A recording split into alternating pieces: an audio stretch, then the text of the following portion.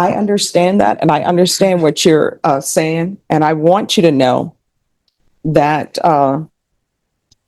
the problem, though, is that you're not a help to her.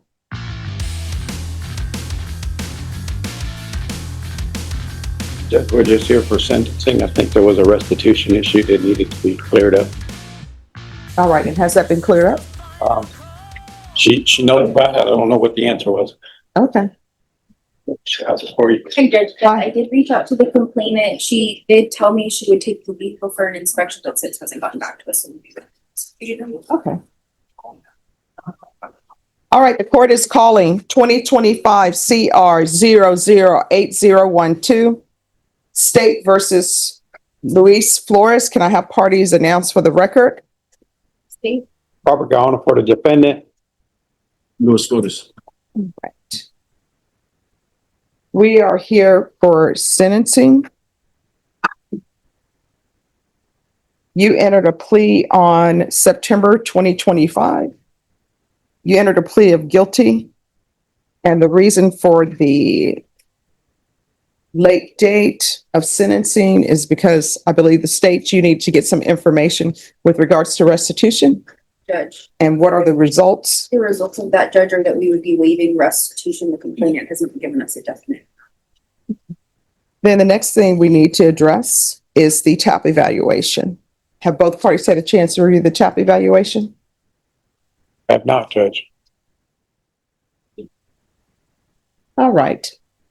Counsel, do you want to address the results of the TAP evaluation? They're recommending inpatient treatment. Yes, Judge, and I'd ask this court to give him a chance to try outpatient first. See if he can do what he said he's intending on doing in exchange for your probation. All right, my issue is that this is a DWI with a child under 15, major accident. The reason why he doesn't have any restitution is because no restitution has been provided. So he is either going to end up going, based upon the TAP evaluation, he's either going to end up going to SATF, or either he's going to be in the felony drug court. And what I can tell you is that it is rare that out of the gate, TAP evaluation, TAP recommends inpatient treatment. Okay. So you're going into custody today. And what I can tell you is that felony drug court will put in the request for a referral to felony drug court. They'll have him interviewed before the week is out.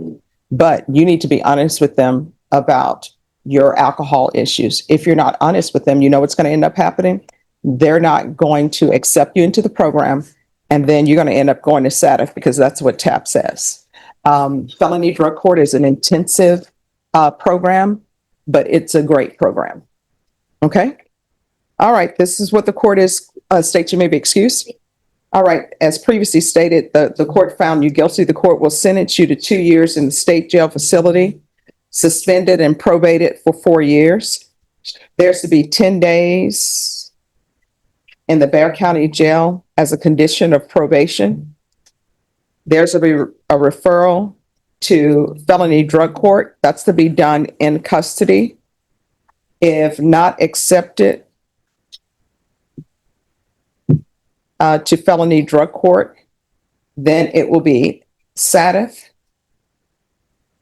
There's to be $60 restitution to DPS for testing.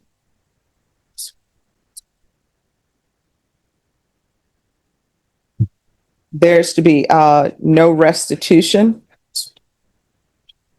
Ignition interlock for half the term. DWI intervention. VIP live. 2-year license suspension.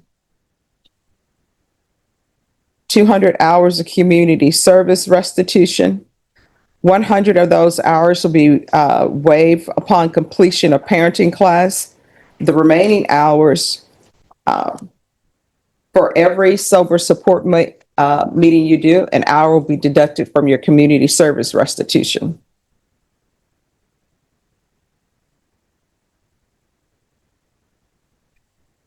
Judge, when you're done, he has a request. All right. There's going to be field visits one time per month for 6 months. There's to be regular reporting by Zoom or in person, regular random UAs, proof of employment within 45 days of release, no employment as a home health care provider or with minors. Probation, is there anything else? Yes, you had a request? Yes, ma'am. My wife's legally blind right now, ma'am, and I'm the only one to help her with the kids. We don't got no support, ma'am. I don't know how she's gonna do it. I mean, Mhm. I'm the sole provider of the household, ma'am. I understand that, and I understand what you're saying, and I want you to know that the problem, though, is that you're not a help to her or to a help to the children if you have an alcohol problem. And I mean, that's why we're here. And I don't know if you've read the police report recently, but the police report is very bad. And you were extremely intoxicated.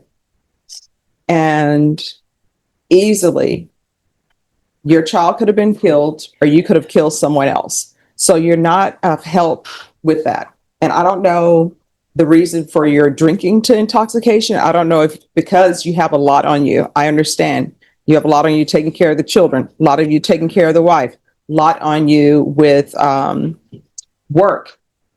And maybe that's why you're self-medicating, but you're not going to be any good to them if you continue on this route, because either you're going to end up having some kind of alcohol related to disease, or either next time you're going to be driving and you're going to kill somebody and then you'll be going to prison potentially. So what you need to do is you need to be 100% honest with felony drug court. As I said, today is Monday. They'll see him before the week is out. I'm going to get the request from Miss Abrams.